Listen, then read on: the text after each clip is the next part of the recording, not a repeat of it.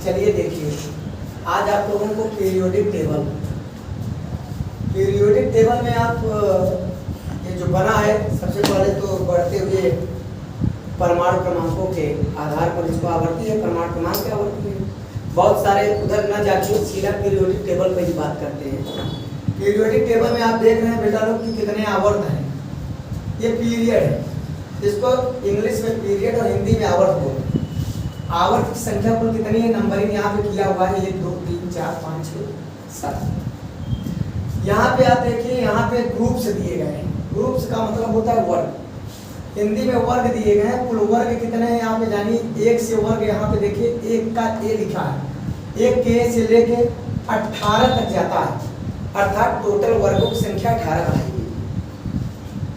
यहाँ पे आपको एक बात का हर समय ध्यान रखिएगा कि जो हमारे एलिमेंट्स हैं, ये पूरे के पूरे एलिमेंट्स हैं। और एलिमेंट्स में क्या होता है बेटा लोग, 2-3 चीजें आती हैं। एक धातु,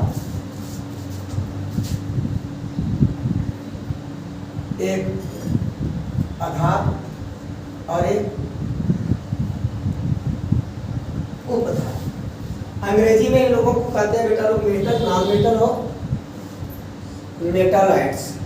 ठीक है, ये आपके 3 हैं। तो सबसे पहले तो ये जानो ये 3 हैं कहाँ, कौन धातु है, कौन उपधातु है। इस पीरियोडिक टेबल को देखकर जान लें कि धातु कौन है, अधातु क्या है। इसका सबसे ज्यादा जरूरी क्या है बेटा लोग, इसको आज जान लीजिए। उसके बाद परमाणु क्रमांक और परमाणु भार, इसको जरूर याद कर लीजिए, क्योंकि बिना उसके याद किए आपको केमिस्ट्री नहीं आ पाएगी। यहाँ पे आप जानिए कि जो धातु है, आपका धातु जो है यहाँ से शुरू होता है। आप देखिए 1 वर्ग, 2 वर्ग, ये हाइड्रोजन जो है, हाइड्रोजन रेड कलर में लिखा गया है।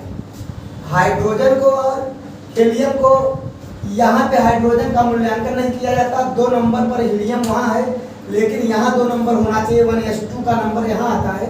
ये हीलियम का भी नहीं किया जाता, क्योंकि इसके जो गुण है वो थोड़ा इन दोनों से गुणों से अलग है। ये गुण का मतलब, इसके गुण के बारे में बता रहे हैं कि इसको क्या कहते हैं, क्या बोलते हैं।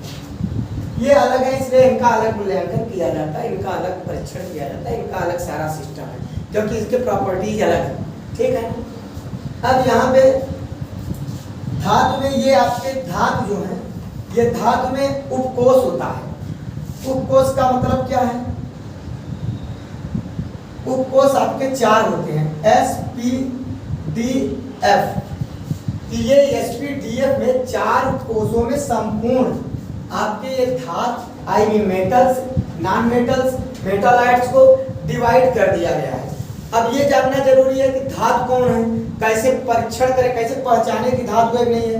आपके एग्जाम में आ जाएगा, आपका कोई भी एग्जाम, जिनमें निम्न में धातु कौन है, तो धातु की भी पहचान बताते हैं। लेकिन कुछ देर के बाद पहले आप जान लीजिए कि S के कौन से एलिमेंट्स हैं, P के कौन से हैं और D के कौन से एलिमेंट्स हैं। तो अब यहाँ पे आप देखिए कि S के एलिमेंट्स ये कैसे जानेंगे, आप पहले इधर आएंगे। S क्या होता है, S में एक कक्षक होता है, ऑर्बिटल, अर्थात एक ऑर्बिटल में 2 इलेक्ट्रॉन होते हैं। एक ऑर्बिटल में कितने इलेक्ट्रॉन होते हैं, 2 इलेक्ट्रॉन। तो S में अधिकतम 2 इलेक्ट्रॉन आ सकते हैं। जो S है, S में कितने इलेक्ट्रॉन अधिकतम आ सकते हैं, 2 इलेक्ट्रॉन। 1 इलेक्ट्रॉन, 2 इलेक्ट्रॉन, जो शुरुआती प्रथम और द्वितीय इलेक्ट्रॉन होते हैं वो S में ही जाते हैं। अब यहाँ पे P के इलेक्ट्रॉन जो हमारे P में होते हैं, P में कुल कितने कक्षक हैं, देखिए कक्षक 1 2 3, अर्थात P में एक P ब्लॉक है। ये P उपकोष में कुल कितने कक्षक हैं, 1 2 3, अर्थात P में कुल कितने इलेक्ट्रॉन आ जाएंगे, 6 इलेक्ट्रॉन। इसी तरीके से D उपकोष में, D उपकोष में पहले ये देखिए कि D उपकोष जो है उसमें कक्षकों की संख्या कितनी है, 1 2 3 4 5, अर्थात D में कुल कितने इलेक्ट्रॉन आएंगे, 10। क्योंकि मैंने क्या बताया बेटा लोग, एक ऑर्बिटल में कितने इलेक्ट्रॉन अधिकतम होते हैं, 2 इलेक्ट्रॉन। 2 इलेक्ट्रॉन जब होते हैं तो उसमें कक्षकों की संख्या भी पूछ लेता है कितने कक्षक होंगे। तो यहाँ पे D में कितने होते हैं, आपके 5 कक्षक होते हैं, 10 इलेक्ट्रॉन। और F में कितने होते हैं आपको पता होना चाहिए। F में 1 2 3 4 5 6 7 कक्षक हो गए, 1 2 3 4 5 6 7 कक्षकों की संख्या 7 है। कक्षक का मतलब है कि बॉक्स, अब बॉक्स के अंदर इलेक्ट्रॉनों को डाला जाता है कुंड के नियम के अनुसार। जो बात की बातें हैं अभी आपको पीरियोडिक टेबल के बारे में बता रहे हैं। तो अब यहाँ ये अपने कितने इलेक्ट्रॉन होंगे? कुल 14। इतने इलेक्ट्रॉन भरे जाते हैं। अच्छा, अच्छी बात इसमें है कि बोरबरी योजना के अनुसार नहीं भरा जाता कि 2 दे दो फिर ले लो, ऐसा कुछ नहीं है। इसमें डायरेक्टली भरे जाते हैं। और डायरेक्टली माने किसके किस स्तर पर आता है, थोड़ा सा इस ओर ध्यान देंगे। जैसे मैं यहाँ पे बना दे रहा हूँ 1s 2s 2p 3s 3p 3d 4s 4p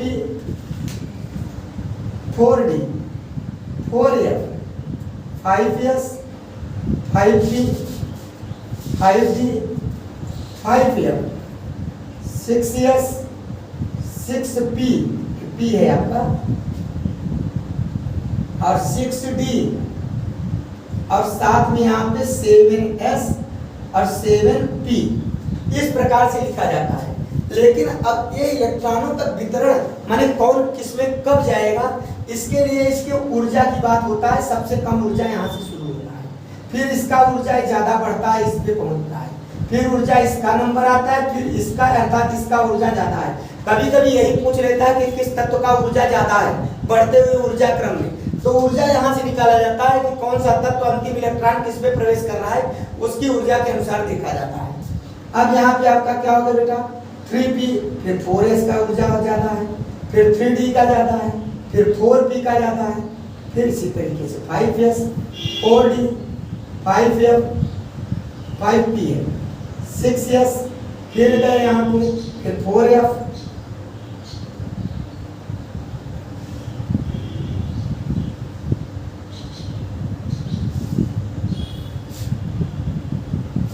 ये जो है ना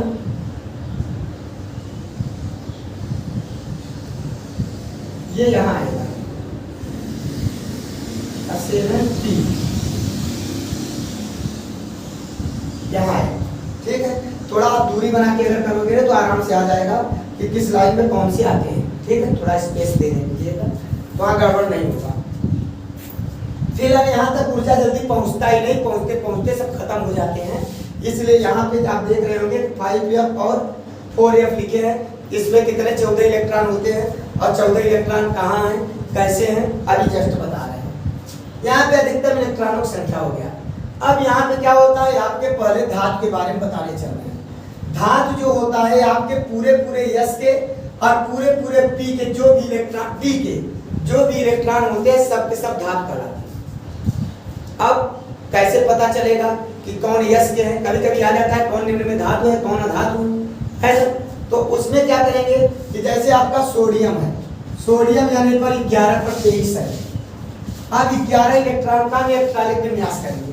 तो पहले क्या करेंगे 1s2, फिर क्या करेंगे बेटा दूसरा नंबर आता है 2s2, इसके अनुसार भरेंगे ना 2s2। अगला क्या आएगा 2p6, 2p6 के बाद क्या आएगा 3 गिन लो 2 2 4 6 10, एक ही इलेक्ट्रॉन बना बचा s1 अर्थात अंतिम इलेक्ट्रॉन यस में गया। ये तो निश्चित हो गया कि यस में अंतिम इलेक्ट्रॉन गया, तो यस उपकोष का इलेक्ट्रॉन है। पहले बात है अंतिम इलेक्ट्रॉन कभी कभी ये भी पूछ लेता है कि किस उपकोष का इलेक्ट्रॉन है, तो किस उपकोष का इलेक्ट्रॉन है, अंतिम कोष में जो इलेक्ट्रॉन जाएगा उसी कोष का इलेक्ट्रॉन है। हमने देखा ये तरीका है इसमें भरने का, इसको आपको आना चाहिए। अब यहाँ पे हमने देखा कि यस उपकोष का है। अब हम ये भी जान गए कि यस और डी अभी अभी जस्ट बताए क्या है बेटा मेटल्स, क्या है मेटल्स माने धातुएं। अब ये धातुएं यस और पी अर्थात सोडियम को आपको कोई पूछेगा क्या है बोलेंगे धातु है। अब धातु में भी इसके धातु आई मीन यस वन ये वन ग्रुप। अब यहाँ पे थोड़ा सा हम दो चीजें पहले जाना, पहले ये जानिए कि यस वन के हाइड्रोजन को छोड़ दो, हाइड्रोजन को छोड़ दो। पहले ये बताया कि इसके गुण इससे नहीं मिलते, ये तो बस इसलिए रख दिया गया कि 1s1 से शुरू होता है। अब ये लिथियम आई मीन इसके जो आपके यस1 के तत्व हैं उसको कुछ लोग ट्रिक पर याद कर लेते हैं। 5 तत्वों को हेलिना के रब कैस करो पर याद ऐसा करके बोल देते हैं। हेलिना के रब कैस करो पर याद अर्थात हाइड्रोजन है आपका, लिथियम है, सोडियम है पोटेशियम है, रुबिडियम है, कैल्शियम है और फ्रांसियम है। ये आपके तत्व हैं। किसके तत्व हैं? यशमन के। ये सब के सब क्षार धातु बोले जाते हैं। आई मीन जहां यशमन रहेगा वो क्या है बेटा लोग? क्षार धातु। कभी कभी यही पूछ लेता है कि निम्न में क्षार धातु कौन है। अब क्षार धातु हम चले याद करें, उससे अच्छा है कि ये ट्रिक याद रखें, ये फार्मूला याद रखें, इसके अंतर्गत संपूर्ण चीजें आ जाएगी आपका पीरियोडिक टेबल के अनुसार। अब यहाँ पे जो भी पीरियोडिक टेबल है वो सारा चीज इसी में समाहित है। अब क्षार दूसरा जैसे ही होता है 12 नंबर मान लें, 12 नंबर भरेंगे तो 1s2, 2s2, 2p6, 3s2। अब देख रहे हैं s2 आ गया। s2 जैसे ही आ गया, s में 2 इलेक्ट्रॉन आते हैं, पहले ही बताया। पहले इलेक्ट्रॉन को भरेंगे, एक इलेक्ट्रॉन भरेंगे तो यशमन और दूसरा भरेंगे तो s2। जिसके अंतिम में यशमन इलेक्ट्रॉन आए उसे क्षार धातु कहते हैं, और जिसके अंतिम में s2 इलेक्ट्रॉन आए उसे क्षार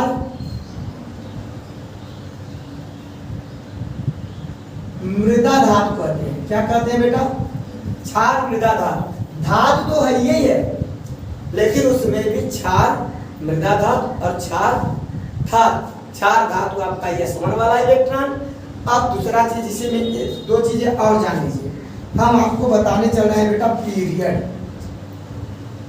पीरियड कैसे पहचानेंगे, और बताने चल रहे हैं ग्रुप। ग्रुप कैसे पहचानेंगे। अब थोड़ा सा मोटा मोटा आप जानिए कि यहाँ पे तो 5 मिनट बाद पढ़ाते हैं। थोड़ा सा यहाँ क्षार धातु, क्षार मृदा धातु ये बता दिए। अब इसके बीच में ये आपका क्या है बेटा? ट्रांजिशन एलिमेंट्स है।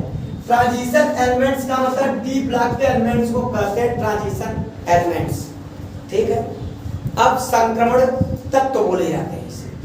अब ये संक्रमण तत्व ये बीच में 10 है। ये बीच में कितने हैं?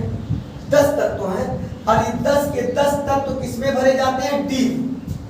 अर्थात आप ये भी जानते रहिए कि जैसे यहाँ से शुरू हुआ ये D1, ये पहला D1, D2 ये तत्व, ये D3 के, ये D4, D5 में, D6 में, D7, D8, D9, D10, कुल अपने आप D10 तक आ गया। और ये सबसे जो धातु है बहुमूल्य धातु आपके ट्रांजिशन में ही मिलते हैं। सबसे महत्वपूर्ण धातु यही है। सोना यही है, चांदी यही है, प्लेटिनम यही है, कॉपर यही, सारा चीज जितने भी बहुमूल्य धातुएं हैं आपके किस एलिमेंट्स के अंतर्गत आते हैं बेटा लोग? क्षार धातु के अंतर्गत। जैसे ही हम लोग यहाँ पहुंचे तो क्षार धातु प्राय ठोस होते हैं। प्राय क्या होते हैं? ठोस। लेकिन एक होता है हाइड्रागेरम। हाइड्रागेरम मरकरी का लैटिन नाम है। I mean Hg। Hg एक ऐसा होता है जो आपका क्या है बेटा लोग? द्रव। अब द्रव में भी क्या है बेटा? धातु। कभी कभी यही आ जाता है द्रव धातु कौन सा है? अब द्रव धातु आपको याद होना चाहिए। द्रव धातु आपका क्या होना चाहिए बेटा लोग? याद होना चाहिए। ठीक है। अब यहाँ पे आपके ये आपके एलिमेंट्स थे। आगे देखिए, पी ब्लॉक के एलिमेंट्स ऐसे एलिमेंट्स होते हैं जिसमें तीनों पाए जाते हैं। तीनों का मतलब समझते हो? आई मीन तीनों का मतलब ये धात, आधात, उपधात। I mean metals, non metals and metalloids, तीनों पी में पाए जाते हैं। अब यहाँ पी में जब पीरियोडिक टेबल पढ़ाया जाता है तो उसमें हम लोग क्या कर देते हैं मालूम है? बताते हैं जो सीढ़ी जैसा बना है ये उपधातु है, बट ऐसा नहीं है। आप इसको पहचानो कि सिर्फ सीढ़ी नुमा देख के उपधातु को मत पहचानो। आप इसमें आप जानिए यहाँ पे आपका क्या है? जो बोरान है, ये बोरान आपका बेटा लोग धातु के अंतर्गत आता है। बोरान परिवार कहलाता है। अब बोरान परिवार में जो आपका बोरान है वो क्या है बेटा लोग? बोरान परिवार में बोरान आपका क्या है बेटा लोग? अधातु। बोरान क्या है? अधातु है। बाकी नीचे के क्या है? सब धातु। थोड़ा सा केयर करिए। यहाँ बोरान क्यों ने सीढ़ी बनाए, लेकिन ये अधातु है न कि धातु है। इसको बाल गंगा इन तिलक के नाम से हम लोग याद करते हैं। बोरान परिवार, बोरान परिवार को क्या बोलते हैं? बाल। बाल का मतलब है बी से बोरान, आल एल से एल्यूमिनियम, गंगा गैलेनियम, इंडियम और बेटा लोग थैलियम। थैलियम माने तिलक। बाल गंगा इन तिलक करके हम लोग उसके बोरान परिवार को एक सूत्र में जोड़ने का प्रयत्न करते हैं, जिसमें बोरान आपका, ये सीढ़ी देख के मत बताना, ये आपका क्या है बेटा लोग, धातु, और नीचे के सब धातु, ये आप जानिए। अब जैसे ही P1 शुरू होगा, आप जान लीजिए, P1 जैसे ही शुरू होगा आपका P1 to 6 P में 1 से 6 तक इलेक्ट्रॉन भरे जाएंगे। ये बोरान परिवार पूरा P1 के एलिमेंट्स हैं। कार्बन परिवार, केसी जी ने सन पर गए, एक बच्चे ने ऐसे कहा, अपने अपने अनुसार सब बना लेते हैं। तो यहाँ पे क्या हुआ कि कार्बन परिवार इसको कहा गया। कौन सा परिवार बेटा लोग कहा गया? कार्बन परिवार। अब मायने रखता है कि ये सीढ़ी के अंदर है सेलेनियम और सिलिकॉन, ये सिलिकॉन क्या हमारा उपधातु है? तो नहीं, आपका कार्बन और सिलिकॉन धातु है, जर्मेनियम आपका उपधातु है, और इधर आप देख ही रहे हैं क्या है बच्चा, ये धातु है। अब धातु के लक्षण सब अलग अलग दिखाई पड़ रहे हैं, ये धातु है। अब आप चलते हैं नाइट्रोजन परिवार। नाइट्रोजन परिवार और ऑक्सीजन परिवार और आपका फ्लोरीन परिवार जो होता है, ये आपके इनके नामकरण एक अलग से दे दिया गया है। कहा गया नाइट्रोजन परिवार को निकोजन कहा गया। क्या कहा गया बेटा? निकोजन, निकोजन्स ऐसा भी बोलते हैं। और इसके जो यौगिक होते हैं, इसके परिवार के जो यौगिक बनते हैं, उन यौगिकों को निकोडाइन कहते हैं। क्या कहते हैं? निकोडाइन। आप इतना जानते हैं, ठीक है। अब आगे अब समझ गए। जैसे ही नाइट्रोजन परिवार का होता है, इसका भी एक फॉर्मूला है, नाना पाटेकर, ऐश्वर्या, सब बिंदास। अब देख रहे हैं इसमें नाना पाटेकर आ गए, ऐश्वर्या आ गए, फिल्म इंडस्ट्री आ गए। वैसे भी फिल्म इंडस्ट्री वाले एकदम बिंदास रहते हैं, अर्थात इसका एक सूत्र है, न कि फिल्म इंडस्ट्री का बात किया जा रहा है। यहाँ पे आपको एक सहारा दिया जा रहा है कि नाइट्रोजन परिवार को कैसे याद करें। तो फिल्म इंडस्ट्री के कुछ कलाकारों का नाम लेकर उनके आइडियाज दिए जा रहे हैं। अब इसको आपको बता दिया गया ये है। अब इसमें नाइट्रोजन और जो आपका फास्फोरस है, ये अधातु। अधातु का मतलब आपको बताया ना क्या होता है बेटा? नॉन मेटल्स है। और इसमें आर्सेनिक और एंटीमनी, ये आपके क्या है बेटा लोग? उपधातु है। उपधातु का मतलब क्या होता है? मेटालाइट्स है। और साथ ही साथ नीचे बिस्मिथ आपका जो होता है वो क्या है आपका? समझ गए? धातु। अगर उससे टीपो में यहाँ पे ऑक्सीजन और सल्फर। अब ऑक्सीजन परिवार को भी बेटा लोग बोलते हैं क्या? कैल्कोजन, कैल्कोजन्स, कुछ भी बोल देते हैं, इस तरीके के बोलते हैं। कुल मिला के आप स्वर लय ताल जानते रहिए। कैल्कोजन्स में क्या है कि जो आपका ऑक्सीजन है, ये सल्फर है, दो। ध्यान रखिए, इस तीसरे को मत ले लेना। ये दो आपके क्या है बेटा लोग? ये दो शुद्ध रूप से आधार। और उसके बाद ये आपका सेलेनियम और टेल्यूरियम, ये दो के दोनों आपके उपधातु हैं। ये दोनों क्या है बेटा? मेटालाइट्स हैं, उपधातु। कौन? सेलेनियम और टेल्यूरियम। अब साथ में ये पोलोनियम, देखिए एक ही जैसा दिख रहा है, लेकिन पोलोनियम आपका धातु है। पोलोनियम आपका क्या है बेटा लोग? धातु है। और धातु के साथ साथ यह धातु पहला ऐसा धातु मिला जो रेडियो एक्टिव है। जो क्या है बेटा लोग? रेडियो एक्टिव भी है। तो आपसे पूछ लिया जाएगा कि निम्न में रेडियो एक्टिव कौन से हैं? तो 83 के बाद के प्राय जो भी तत्व होते हैं सब रेडियो एक्टिव तत्व कहलाते हैं। ये ऐसे तत्व हैं जो स्वयं क्या होते हैं? विघटित होना शुरू कर देते हैं, किसी को जरूरत उन्हें नहीं पड़ती है। और बहुत सारे हैं उसके थ्योरम, जो आपको उधर जब पढ़ाया जाएगा तो बताया जाएगा। अब आपका ये चलता है फ्लोरीन परिवार। फ्लोरीन परिवार का मतलब है यह परिवार को हम लोग हैलोजन बोलते हैं। क्या बोलते हैं बेटा? हैलोजन। हैलोजन का मतलब हैलो, हैलो से शब्द से बना है। यह हैलो शब्द का मतलब होता है लवण। और जेनस, जेनस का मतलब होता है उत्पन्न होना, प्राप्त करना, ये होता है। अर्थात इससे लवण प्राप्त करते हैं। इसको हैलोजन परिवार कहा जाता है। इसी हाइड्रोजन परिवार के अंतर्गत हाइड्रोजन को भी ले आके रख देते हैं। हाइड्रोजन ऐसा है, कभी धातु हो जाता है, कभी अधातु हो जाता है, कभी धन आयन बना लेता है, कभी ऋण आयन बना लेता है। तो आपको अभी दूसरे प्रकार से भी बताने वाले हैं धातुओं को कैसे पहचानेंगे आप। अब यहाँ पे आपकी ये थे, अब इसमें आप देख रहे हैं बेटा स्टैटिन। स्टैटिन आपका क्या होगा? स्टैटिन आपका रेडियो एक्टिव होगा, ये तो आप समझ गए।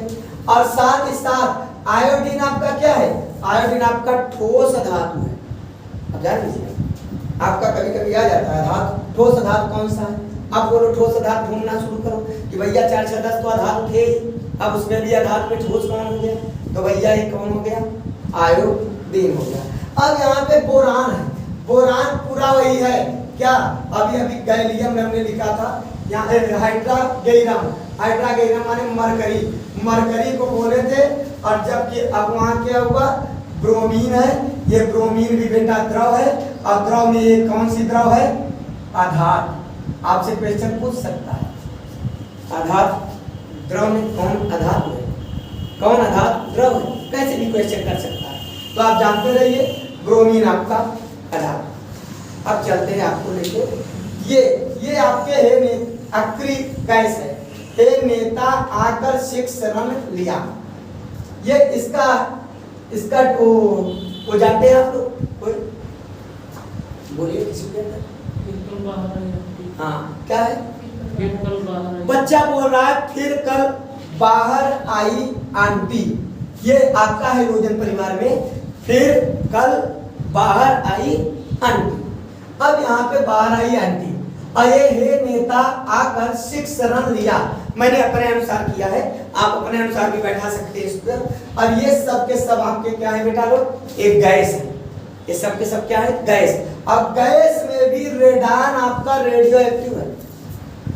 रेडान, अब ये सोच रहे यार रेडान तो गैस है, अब गैस है तो फिर अरे क्या गैस रेडियो एक्टिव नहीं हो सकता? धातु रेडियो एक्टिव नहीं हो सकता? धातु रेडियो एक्टिव नहीं हो सकता? हो सकता है। पोलोनियम आपका धातु है लेकिन रेडियो एक्टिव है। आपका यहाँ क्या स्टैटिन आपका क्या है? अधातु है लेकिन रेडियो एक्टिव है। आपका यहाँ पे अभी अभी बता रेडान, ये क्या है बेटा? समझ गए? ये गैस होते हुए भी रेडियो एक्टिव है। ये आपके हम थोड़ा सा इसमें मूल्यांकन करने का प्रयत्न किए कि कैसे पाए, ठीक है? ध्यान दें। और पीरियड, पीरियड का मतलब है, नींद आ रही है क्या? हाँ सोइए नहीं, देखिए आपके लिए पढ़ा रहे हैं, सो रहे लोग, ध्यान दीजिए आप। पीरियड, पीरियड का मतलब अब पीरियड कैसे बचाएं सभी का? तो किसी भी इलेक्ट्रॉनिक विन्यास में बेटा, जैसे ये इलेक्ट्रॉनिक विन्यास है, ये इलेक्ट्रॉनिक विन्यास आप बाउल रूल के अनुसार है। अब इसको क्या करेंगे कि इसके अनुसार इलेक्ट्रॉन बढ़ते जा रहा है। यहाँ पे देखिए, यहाँ पे सबसे ज्यादा जो आपका अंक दिखाई पड़े, सबसे ज्यादा कौन सा दिखाई पड़ रहा है? यहाँ 1 है, 2 है, 2 है, 3 है, अर्थात 3 जो सबसे ज्यादा नजर आए वही पीरियड उसका होगा। अर्थात निश्चित ही सोडियम 11 वाला, इसका पीरियड कौन सा है? 3 है। अब आपको पीरियड और ग्रुप पढ़ाने चल रहे हैं, ध्यान रखिएगा। अब इसमें पीरियड कौन सा आया? 3 आया। अब हम चेक करेंगे कि सोडियम का तीसरे पीरियड में है क्या। देखिए सोडियम में पीरियड 3 है और सोडियम यहाँ पे है, अर्थात तीसरे पीरियड में है। अब 12 चलते हैं, 12 में भी अधिकतम कौन सा है बेटा? 3 है, अर्थात 12 भी किस पीरियड में है? तीसरे पीरियड में। चेक कर लो, 12 भी तीसरे पीरियड में है। चलिए हम आपको लेके चल रहे हैं, मान लीजिए आपका यहाँ पे कोबाल्ट दिया है, कोबाल्ट का 27 है, 27 को हम भरेंगे 1s2 2s2 2p6 3s2। अब देखिए 2p6 3s2 के बाद बेटा 3p6 के बाद 4s2। पहले गिनती तो कर लो, 2 2 4 6 10 2 12 6 18 2 20। अब क्या हो गया? 4s2 के बाद 3d 7 27 हो गया। अब इसमें हम देखेंगे पीरियड ढूंढ रहे हैं, अभी ग्रुप नहीं बता रहे, अभी आपको पीरियड बता रहे हैं। अब बताओ पीरियड कौन सा है इसमें? आप देख रहे हो सबसे ज्यादा कौन सा अंक आया है? 4 आया है। आप लास्ट वाला मत देखना, अगर ये पूछ ले किस उपकोष का एलिमेंट्स है तो डी उपकोष का एलिमेंट्स है, क्योंकि अंतिम इलेक्ट्रॉन डी में भरा जा रहा है। यहाँ पूछ ले किस उपकोष का इलेक्ट्रॉन है तो अंतिम अंतिम इलेक्ट्रॉन किस में भरा गया? यस में। यस उपकोष का है, यहाँ भी यस उपकोष का है, लेकिन ये अंतिम इलेक्ट्रॉन डी में भरा गया तो डी उपकोष का है। और डी उपकोष के किस पीरियड का सबसे ज्यादा कई आया? 4, क्योंकि यहाँ तो 3 है, तो अर्थात चौथे पीरियड का। अब हम चलते हैं 27 को, चौथे पीरियड है, चौथा पीरियड है और ये कोबाल्ट है 27 नंबर पर, अर्थात आ गया। हमको लगता है आपको पीरियड भी समझ में आ गया, कहीं भी आएगा पीरियड आप बता लेंगे कि नहीं बता पाएंगे। अब यहाँ पे आप आगे चलेंगे, यहाँ पे आपका जो पीरियड की बात हो गया, अब साथ ही साथ आपको ग्रुप बताने चल रहे हैं। इसी में ग्रुप जानिए, लेकिन ग्रुप थोड़ा सा अलग से। इसको हम थोड़ा सा, आप लोग इसको नोट्स बना लीजिएगा और जो वीडियो के माध्यम से देख रहे हैं स्क्रीनशॉट लेके अपना उसको चेक कर लेंगे, क्योंकि इसको साफ करने चल रहे हैं। अब बेटा लोग क्या करेंगे, यहाँ पे हम आगे आपको ग्रुप पढ़ाने चल रहे हैं। ग्रुप GROUP, ग्रुप का मतलब होता है वर्ग। अब आप जानिए, देखिए आप एग्जाम में गए हो, एग्जाम सेंटर में बैठे हो, अब आपके पास बहुत कम टाइम है, कैसे करोगे? अब वहां अगर ऐसे निकालना शुरू करोगे तो निकाल तो लोगे, लेकिन अगर रूल याद करने लगोगे तो बड़ी प्रॉब्लम आ जाएगी। उससे अच्छा क्या है, हर समय ध्यान रखो, S1 S2, D1 D2 ऐसे ही D10, फिर बेटा P1 P2 P3 ऐसे ही P6, ये आप ऐसे डिवाइड करो। 18 हो गए, 2 इलेक्ट्रॉन S में, 10 इलेक्ट्रॉन P में। P में कितने? 6 इलेक्ट्रॉन। अर्थात बताने का प्रयत्न कर रहा है कि पहला ग्रुप, दूसरा ग्रुप S1 S2 का है। 3 4 5 6 7 8 9 10 11 12, ये 10 एलिमेंट्स। ये D1 अगर D1 भरा गया किस में आ जाएगा? 3 में। D2 अगर 2 इलेक्ट्रॉन है D में तो कितना होगा? अंतिम इलेक्ट्रॉन देखा जाता है, अंतिम इलेक्ट्रॉन जैसे भी होता है। D1 3, D2 4, D3 5, समझ में आया? तो अब आप लोग क्या करोगे, इलेक्ट्रॉन जानोगे, D1 D2 D3 D4 D5 D6 D7 D8 D9 और D10। अर्थात अगर आपका D10 है तो निश्चित ही 12वें वर्ग का है, और D10 का मतलब है 30, D10 का मतलब 30, और 30 देख लीजिए 12वें वर्ग का है। लेकिन यहाँ पे एक बात और ध्यान दीजिएगा, यहाँ पे ये भी बोला जाता है 11B वगैरह, खैर इसकी बहुत इंपॉर्टेंस नहीं है, आप इनके बारे में जानिए। ग्रुप पूछेगा, पहले ग्रुप दूसरा ग्रुप, एग्जाम में आपके पेट का एग्जाम हो या बड़े बड़े एग्जाम हो, जो भी होता है यूपीएससी तक सबकी बात कर रहे हैं। आपका जो पीसीएस में भी आता है, सब मैंने देखा है पेपर में, सब यहीं से आता है और आपको यहीं से क्लियर करना है। अब यहाँ पे क्या करेंगे, ऐसे P1 जैसे ही शुरू होता है, P1 P2 P3 P4 P5 P6, अर्थात 13 14 15 16 17 और 18 वर्ग खत्म। आप इसके माध्यम से जब वर्ग निकालोगे तो निश्चित ही आपका वर्ग गलत भी नहीं होगा और बड़े आराम से निकल जाएगा। लेकिन मायने रखता है ये जानेंगे कैसे, ये जानेंगे यहाँ से। एग्जाम्पल के तौर पर हम दिखाते हैं आपको, जैसे देखिए इधर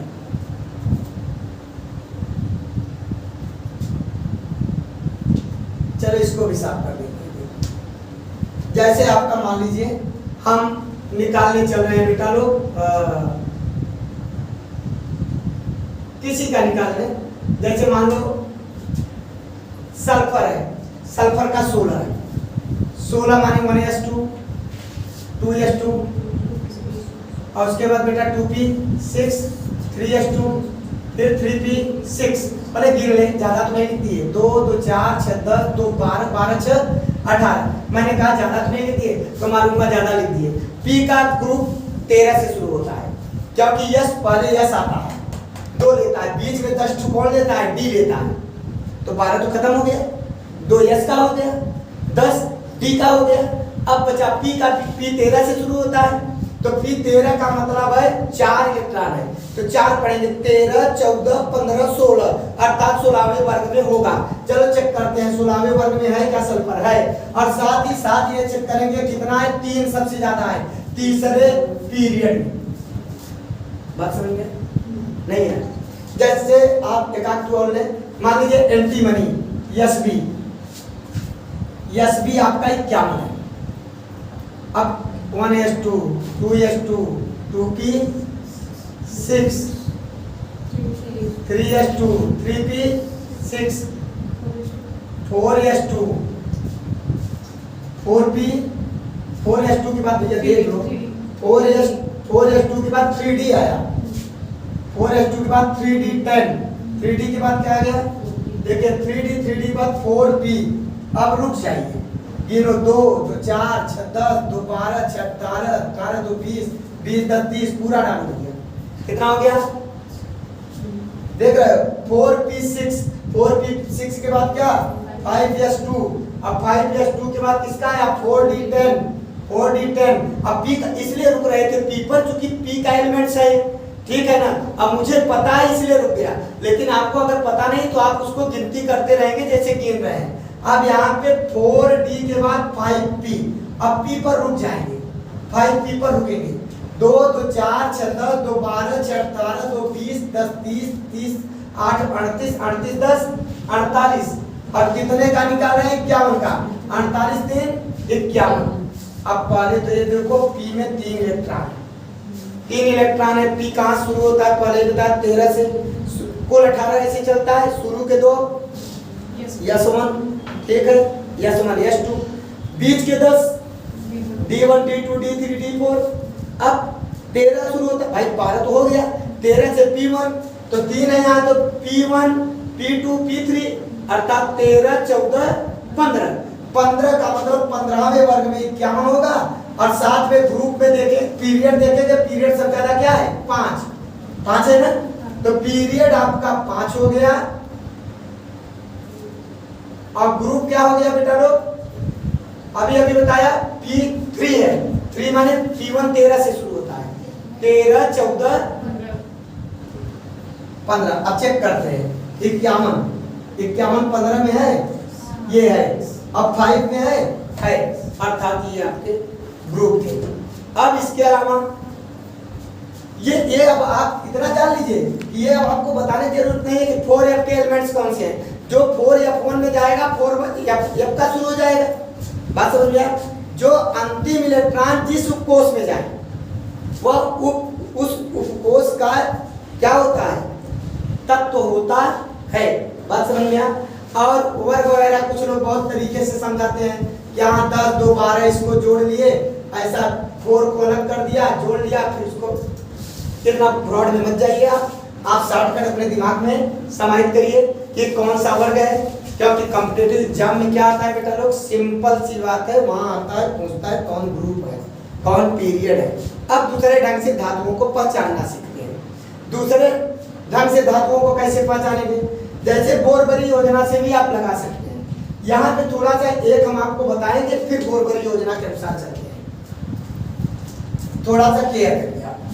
यहाँ पे क्या है 29 नंबर क्या होता है कापर, देखिए ये आपके जो याद कर लीजिए बेटा देन, कापर सिल्वर और आयरन ये अपवाद है इस नियम के अनुसार, ये तीनों क्या है बेटा अपवाद है।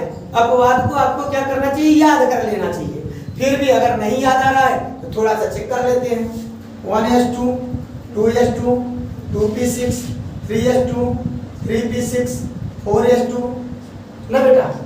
अब 3d रुक जाओ 2 2 4 6 10 2 12 6 18 2 20 20 9 29। अब देखिए यहाँ पे क्या आ गया, ऐसा आ गया, जब इलेक्ट्रॉनिक विन्यास को एक अधिक सुव्यवस्थित करिए तो सुव्यवस्थित कैसे किया जाता है आप जानिए। 1s2 एक नंबर का है, 2s2 2p6 ये 2 के हैं, और 3s2 3p6 और 3d9 एक के हैं।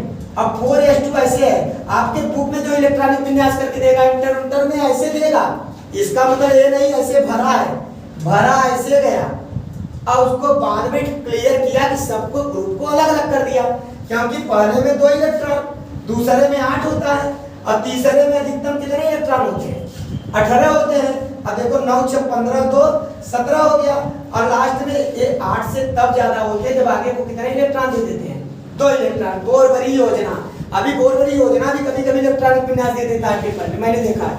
आपको बोरबरी योजना भी सिखाते हैं, लेकिन यहाँ पे रूल क्या होता है बेटा कि अब अंतिम कोर्स में के पहले वाले में आधे से एक कम या पूरे से एक कम।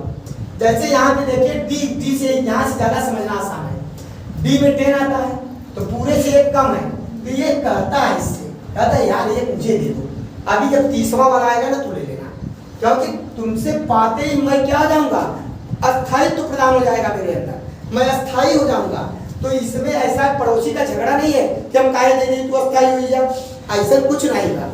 ये क्या है, आपकी केमिस्ट्री है, यहाँ पे लेन देन चलता है और ये क्या करता है, इसको एक दे देता है, और जब दे देता है तो यहाँ क्या हो जाता है बेटा लोग, यशमन, तब इलेक्ट्रॉनिक विन्यास इसका ये हो जाता है। कभी कभी इसका इलेक्ट्रॉनिक विन्यास कहता है कि बताइए एल्यूमिनियम का इलेक्ट्रॉनिक विन्यास कौन सही है, 4 ऑप्शन दिया है। कॉपर का क्या है, तो कॉपर का, सिल्वर का और गोल्ड का जानते रहिए। दूसरी बात ये जानते रहिए, अंतिम कोर्स में 9 इलेक्ट्रॉन है, ठीक है। आई में किसी में भी 1 इलेक्ट्रॉन कम, पूरे से 1 कम या आधे से 1 कम, पूरित या अर्धपूरित बनाने के लिए एक ले लेता है। क्या करने के लिए? पूरित या अर्धपूरित बनाने के लिए। और आधा अगर कर लेगा तो भी उसका प्रबल स्थायित्व हो जाता है। बात समझ में आया? इसलिए ये अपवाद थे इलेक्ट्रॉनिक विन्यास का वितरण में। अब आपको चलते हैं थोड़े से, ये समझ गए ना आपको, इस रूल के अनुसार अगर आपका ऑप्शन दिया रहेगा तो आप फटाफट इसको बनाना आता है ना। कैसे करते हैं? पहले लाइन में 7 तक, दूसरे लाइन में 2 से शुरू होकर 7 तक, वैसे 6 तक का जरूरत होता है, बहुत 7 तक की जरूरत नहीं होती। और तीसरे लाइन में आप 6 तक लिख दो, और उसके बाद 4F और 5F, ये आपको लिखना आना चाहिए। आप वीडियो से स्क्रीनशॉट ले लीजिएगा, अच्छे से लिख लीजिएगा और इसको आप सेटिंग कर लीजिएगा कैसे लिखा जाएगा, क्योंकि एग्जाम में ये याद करने लगोगे तब तो गए, आप याद नहीं कर सकते। और याद भी के रहोगे ना, सबसे अच्छी एक बात होती है, भूल जाते हैं। कुछ दिन के बाद क्या होते हैं? भूल जाते हैं। इसलिए रोल को याद करो जिससे आपका काम हो जाए। और सभी बच्चे बात कर रहे हैं, ठीक है। अब यहाँ पे बोरबरी योजना, कभी कभी परीक्षा में आ जाता है बोरबरी योजना में कहता है एल्यूमिनियम। अब एल्यूमिनियम का कितना होता है, पहले मेरा यही नहीं याद है तो परीक्षा देने कैसे जाएंगे? तो कम से कम परमाणु क्रमांक 50 तक का याद कर लो और मुख्य याद कर लो। आपका निश्चित ही 30 तक का ही मुख्य याद कर लो, 36 तक मुख्य याद कर लो तो भी प्रभु चाहेंगे तो अच्छा ही होता है। लेकिन अगर जितना अधिक से अधिक याद हो जाए तो बड़े अच्छे भैया हो जाते हैं। आप देखिए यहाँ पे एल्यूमिनियम 13, ठीक है, 13 पर 27 होता है शायद परमाणु भार। एल्यूमिनियम का क्या होता है परमाणु भार बेटा? 27। परमाणु भार प्रायः दूना या दूना से काट ज्यादा, ये जब याद करोगे ना तो बड़े आराम से याद हो जाता है, सेटिंग हो जाता है। अब इसके इलेक्ट्रॉनिक विन्यास को हम चलना है करने। अब देखिए इलेक्ट्रॉनिक विन्यास 2 8 8 2 10 10 3 13, मान लो 40 का इलेक्ट्रॉनिक विन्यास करने चल रहे हैं। तो इलेक्ट्रॉनिक विन्यास बोरबरी योजना में कक्षक है। यन क्या है बेटा? कक्षक। और यन में पहले कक्षक में कई इलेक्ट्रॉन होगा, यन पर 1 रखो, 1 का 1 2, दूसरे में 2 दूनी 4 दूनी 8, तीसरे में 3 त्रिका 9 दूनी 18, चौथे में 4 16 दूना 32, 5 50 25 दूनी 50। ऐसे ही जो रखोगे उसका 2 बार गुना करके 2 दूना कर देना है। 6 4 36 दूनी 72। ये इलेक्ट्रॉनिक विन्यास है, उस कक्षक में इतने अधिकतम इलेक्ट्रॉन हो सकते हैं। इसका मतलब ये नहीं डायरेक्ट उतना भर दो, यहाँ रूल अलग है। क्या है बेटा? 40 का रख के 2 8 18। अब देखिए कितना हो गया बेटा? 30 तो हो गया, 30 नहीं कितना हुआ है? 28 हो गया। अब इसके बाद 40 है। हम जानते हैं कि चौथे में कितना अधिकतम आएगा? 32। लेकिन एक नियम है कि यहाँ पे 8 इलेक्ट्रॉन से प्लस तभी कर सकते हैं जब अगले कक्षक को कितने इलेक्ट्रॉन दे दो? 2। इतना ध्यान रखो। तो पहले इसको 2 दे दो। अब क्या हो गया? 30। अब कितना बचा बेटा? 10। तो अब 10 इलेक्ट्रॉन दे दिए। हाँ, अगर 7 होता तो यहाँ भर देते, 6 होता तो यहाँ भर देते, 8 होता तो यहाँ भर देते, आगे देने की जरूरत। लेकिन 8 के बाद जैसे ही 9 होता, मान लो यहाँ 39 होता, 39 होता तो क्या करते? यहाँ 9 1 मिनट 39 हो गया ना। पहले इसको 2 देती, 9वां इलेक्ट्रॉन तभी भरेंगे जब इसको क्या दे देंगे, तो जैसे मान लो 41 आ गया, अब 41 हो गया, क्या यहाँ 11 कर दें, 42 हो गया, तब तो यही भरा जाएगा ना। कब तक भरा जाएगा, जब तक क्या न हो जाए 32। जैसे ही 32 होगा, अब आगे में अगला नियम चालू होगा, यहाँ 8 तक यहाँ भरेंगे, पहले 8 तक भर देंगे, 8 से ज्यादा आगे वाले को क्या करेंगे, 2 इलेक्ट्रॉन दे देंगे, फिर यहाँ पे भरना शुरू करेंगे और कितना भर देंगे, पूरा 50, अपवाद को छोड़कर। अपवाद कहाँ है आपको पहले ही बताइए, यहाँ जैसे 29 का माने क्या होगा, 2 8 18 1 ये हो जाएगा, जबकि नियम है कि 17 2 होना चाहिए, लेकिन कहा ना कि अगर देखो ये दे दो तो काम हो जाएगा। अपवाद याद भी कर लो, तो यहाँ पे क्या करेंगे, एक इससे ले लेता है, ये हो जाता है 29 का ये है। अब 30 का बेटा क्या होगा, 2 8 18 2, तो गलती यहाँ करने का तो चांस ही नहीं पैदा होता, क्योंकि रूल पता है कि 8 से ज्यादा भर देंगे हम, 2 देने के बाद तो भर दिए, लेकिन गलती यहाँ होने के चांस होते हैं, क्योंकि हमें रूल पता है 8 से ज्यादा इलेक्ट्रॉन तभी देंगे वहां, जब तभी लेंगे जब अगले को क्या दे देंगे, 2। लेकिन अपवाद में ऐसा नहीं होता। वो कौन कौन अपवाद है, कॉपर, सिल्वर और गोल्ड, सोना चांदी कॉपर, तीनों महत्वपूर्ण धातु। समझ में आए, चल जा आगे देखो। धातुओं को पहचानने का एक अलग तरीका, धातु धातु क्या है, आई मीन संयोजकता। अभी अभी बोरबरी योजना बताए, तो बोरबरी योजना से संयोजकता भी हो गया। जितने धन आयन होते हैं वो सब धातु है, और जितने ऋण आयन होते हैं वो क्या है, अधातु है। और जितने धन आयन ऋण आयन दोनों के गुण पाए जाते हैं वो उपधातु है। उपधातु तो आप याद कर लो बेटा, मेटालॉइड्स कौन कौन याद करना है आपको, पहले ही बताएं आपको, जर्मेनियम, आर्सेनिक, एंटीमनी, टेल्यूरियम और साथ में सेलेनियम, इतना याद कर लो। लेकिन आपके एग्जाम में नोट कर लो कौन कौन आएगा, आपके एग्जाम में आएगा जर्मेनियम, आर्सेनिक, एंटीमनी, सबसे ज्यादा यही 3 आते हैं, इन 3 को याद रखो। फिर चौथा और 5वां याद रख लो, ये 5 ही होते हैं। ऐसा मत कर लेना सीढ़ी तैयार कर लेना, तो सीढ़ी आपके समझ गए। अब बोरान आपका कोई पूछ लेगा, सीढ़ी का धातु है उपधातु, आप बताइए बोरान आपका क्या है, धातु है उपधातु, अभी अभी पढ़ाए ना, क्या है उपधातु है, क्या है बेटा लोग, उपधातु है। ऊपर वाले उपधातु रहेंगे, दिमाग में रखना, धातु उसमें नीचे की तरफ आएगा, न कि ऊपर की तरफ। जैसे उपधातु ये है, वो अधातु ये है, और अधातु ये दोनों है, अधातु ये दोनों है, अधातु ये दोनों है, सुनाता। और ये समझता है, यहाँ तक लिखा है अधातु वही है, अधातु यहाँ तक है, ये पूरा अधातु है, ठीक है, ये पूरे अधातु हैं। लेकिन अधातु में ये क्या है आपका, अभी बताया रेडियो एक्टिव, और ये गैस में भी क्या है, रेडियो एक्टिव रेडन, ये बताए रेडियो एक्टिव बताए वहां पे नहीं, लेकिन पोलोनियम आपका धातु है, बात समझ में, पोलोनियम आपका धातु है, साथ में रेडियो एक्टिव है। अब जैसे आपका सोडियम है, सोडियम, सोडियम का इलेक्ट्रॉनिक विन्यास थोड़ा सा आप जान लीजिए। सोडियम 11 होता है, 11 का मतलब 2 8 1, बात समझ में है। सोडियम यानी प्लस आयन, यानी प्लस आयन का क्या होता है बेटा मालूम है, जैसे ही धन देता है ये बताता है मैंने 1 इलेक्ट्रॉन दे दिया भाई, अब मेरे पर 1 इलेक्ट्रॉन कम कर दो जो ओरिजिनल होता है, ये बताता है मेरे पास 10 इलेक्ट्रॉन है, इसका इलेक्ट्रॉनिक विन्यास करो।